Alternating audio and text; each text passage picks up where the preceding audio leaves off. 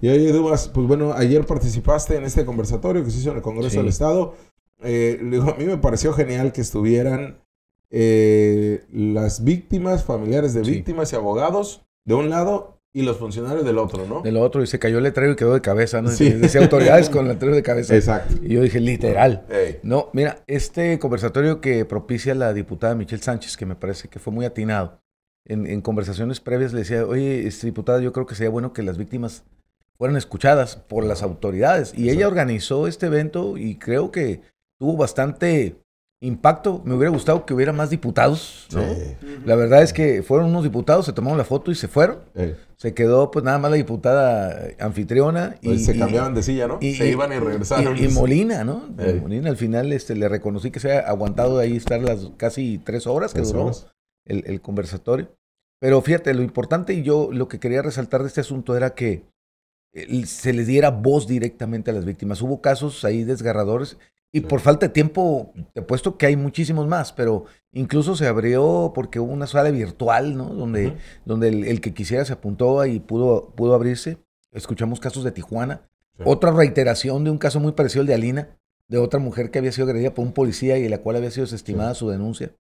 Otra muchacha que la violaron y que fue y no le creían y traía su propio video y dijo, no, pues es que... Fíjate, lo que pasa es el Código Nacional de Procedimientos Penales. Yo grabé esa parte, pero no sabía si era correcto publicarlo. Mientras no pongas el nombre de la persona, no hay problema. Sí, no, grabé en video, pero ya ves que este tipo de temas son como... la cara, ¿no? La tendrías que difuminar o algo. No realmente utilizarlo, ¿no? Y además, pero ella sí dice, es que yo traía las pruebas, traía el video, traía la ropa, traía... Y no se lo aceptaron, porque fíjate que el Código Nacional de Procedimientos Penales te dice que tú tienes que incorporar la prueba.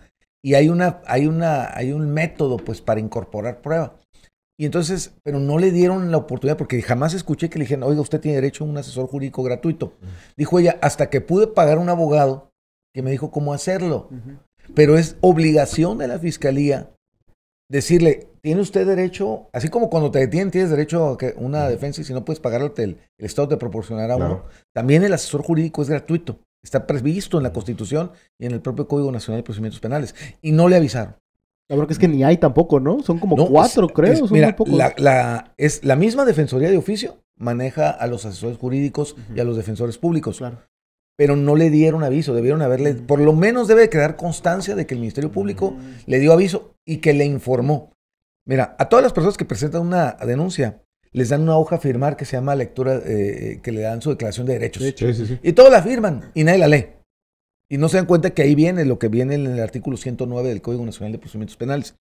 Pero aunque te lo den, o sea, te dan para que firmes nada más, pero no te dicen, mire, aquí está la puerta, sígase por ahí, ahorita le hablamos. Es más, deberían estar escritos al Ministerio Público. Yo ayer que conversaba después del conversatorio, valga la redundancia, con la licenciada Lizárraga, me decía, oiga, pues aquí está mi número, márqueme, deme los casos que usted trae pendientes.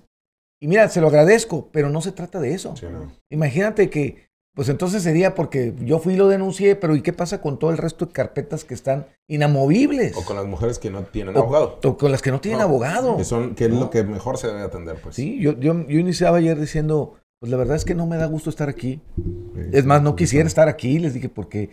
Creo que ninguna de las el tema, no tendríamos por qué tener esa necesidad. Oye, una gran violencia. También cuando les dijiste que... No venías por aplausos ni porque le aplaudieran a nadie. Sí. Lastimosamente entre los mismos funcionarios se aplaudían. Sí, o sea, yo decía, ¿pero por qué se están aplaudiendo? Exacto.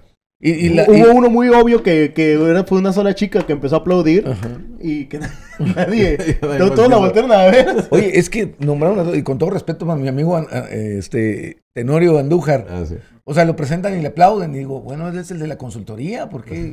Sí, como, ¿por qué? ¿No? Llenaron el presidium y mira, entre presentaciones se perdió un tiempo precioso que pudo haber sido para escuchar a las víctimas, ¿eh? Sí, como unos 8 minutos. Al final le cortaron. Cierto. Dijeron, no, ya, bueno, gracias. Y había gente, es más, la mamá de Dariela no le dieron el uso de la voz. Hasta el final, ¿no? Hasta el final, sí, porque, y le mandó un mensaje a la diputada, le digo, oye, ¿por qué no le dieron la voz? Es que ya no quiere hablar. Y la señora bien enojada, ¿por qué no me dejan hablar? Sí. Y dije, es que me dijeron que usted no quería hablar. ¿Cómo no? Dije, pues a eso vino, esa era la idea. Sí, hasta el final y se fue con todo contra las autoridades. Se fue con todo. Al igual que la señora Socorro Tehuantle. Sí. Realmente, fíjate, curiosamente son las mamás Las que han vivido, además de, obviamente, Alina y el caso de Dariela, sin duda alguna, como víctimas, pero las familias, por eso a mí no me gusta esto que le llaman daños colaterales o víctimas. Es que realmente son directos. Son directos, ¿no? Claro. Sí, porque incluso se reconocen ya como tal, o sea, como víctima directa realmente. Sí. Bueno, víctima indirecta. Víctimas y ofendidos, ¿no? Sí. Se llaman así. Bueno, la verdad es que la sociedad es la ofendida por esta desatención, pero la mamá lo ve desde que empieza el nacimiento del tema. Por eso decía, todo empieza con una agresión verbal, con un menosprecio de la pareja, y que la misma familia lo sufre, pero dicen, bueno, no me voy a meter porque es la vida de mi hijo, de mi hija.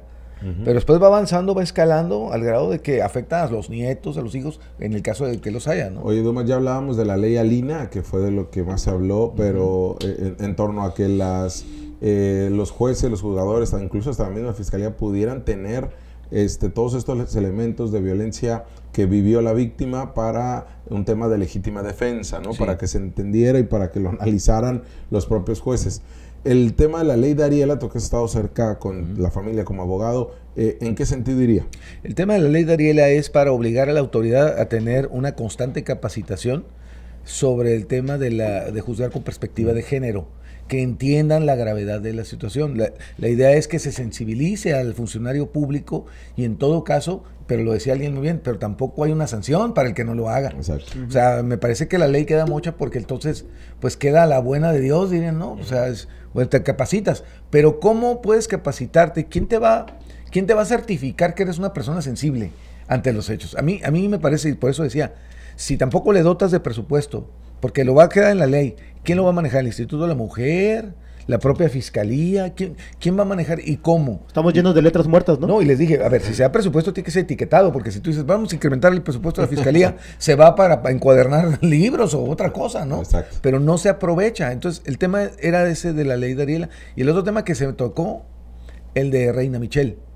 De la opacidad y de la lentitud que ha tenido la propia Comisión de Arbitraje Médico del Estado, o la Comisión Estatal de Arbitraje Médico, ¿no? Y no han podido, y me decía el señor ayer, oiga, es que le iban a operar del lado izquierdo y lo operaron del lado derecho. Y luego me dijeron que estaba en terapia intensiva cuando ya estaba muerta. Y luego le sacaron el quiste, ya después de muerta lo lavaron y me lo entregaron y me dijeron, mira, aquí está el quiste. Fíjate, increíble toda esa serie de situaciones. Y el otro me decía, y han pasado años. ¿Y sabes qué es lo que más me dolió? Y sentí yo como padre el dolor. Porque Reina Michelle era amiga de mi hija. Ellas entraron a estudiar juntas a la Facultad de Medicina. Y luego cuando me pregunta por mi hija, el papá le dije, y se graduó el sábado, se graduó de Medicina mi hija. Y entonces me dicen, mi hija se estuviera graduando, pero se le quebró la voz. Claro. Y la verdad es que yo sentí muy feo esa situación, ¿no? Entonces, le falta sensibilidad al gobierno, la Fiscalía definitivamente. Pero si empezamos con el propio Iván Carpio, al cual le pedimos que se disculpara porque revictimizó a la propia Dariela cuando dijo que dejaron de investigar porque ella volvió, fíjate nomás, cuando el propio código te dice que es de oficio, pues. De oficio, y Alina también reiteró su postura en torno a que discrepan con la posición del tribunal. O sea, exacto, o sea, mira, le decía ayer, le comentaba al licenciado Cuauhtémoc Castilla, que está a un lado de mí, le dije, mira, la realidad de las cosas, qué bueno que salió Alina, qué bueno que se hizo justicia, pero este fue un asunto politizado. Sí. Si no hubiera sido la señora Tehuastle tan insistente, constante, y que hubiera cautado, y que la gobernadora no hubiera dicho de aquí soy, de aquí hago un TikTok, denle para adelante. La realidad de las cosas es que otra cosa fuera, sobre todo porque la tercera sala, yo estaba viendo a los magistrados de la tercera sala y decía yo, pillos y todo confirman. Todo confirman en la tercera sala. O sea, te hacen injusticias a los jueces de control, que tampoco hay una revisión. A ver, juez de control, ¿cómo estamos en el tema de perspectiva de género? Porque yo he visto jueces que dicen, no, es que yo veo que la señora tiene miedo. Entonces sí, quédese en la cárcel. Le dije, es que le puede tener miedo al payaso de la película. Eso no quiere decir que sea un peligro real e inminente. Porque no tiene, le dio un juez y le dije, no es psicólogo, ¿no? ¿Tiene cédula de psicólogo, señor juez? Contésteme. O psiquiatra, o en qué momento hizo usted un estudio de peligrosidad. No lo tienen. Y entonces la perspectiva de género no es darle todo a la mujer, sino que elimine ese estereotipo de, él es el hombre, él es el malo. ¿No? Y la mujer es la víctima. Es que tiene cara de malandro, ¿no? Sí. Decir Cuando no están los medios de comunicación en las audiencias, le salen todos los prejuicios a los jueces, ¿no? A los jueces, jueces y juezas, ¿no? En general. Y lo hemos visto, ¿no? Y se ha quedado grabado, sentados comentarios que hacen que están cargados de prejuicios y de dolo incluso. En el caso de Alina, el juez se comportó de manera soez, inclusive contra ella, muy misógino. Y ya dijeron que lo suspendieron. 3 semanas. Pero además lo importante era que lo retiraran de todos los casos.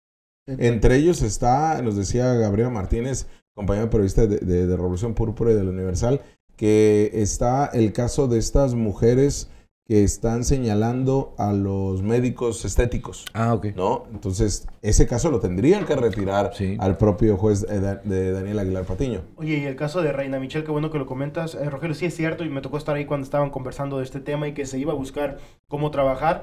El propio secretario de Salud, Adrián Medina Amarillas, recordarás, Jorge, comentó y lo pasamos en este espacio, decía, es que ningún colegio quiere realizar las pruebas, ningún colegio quiere realizar los dictámenes.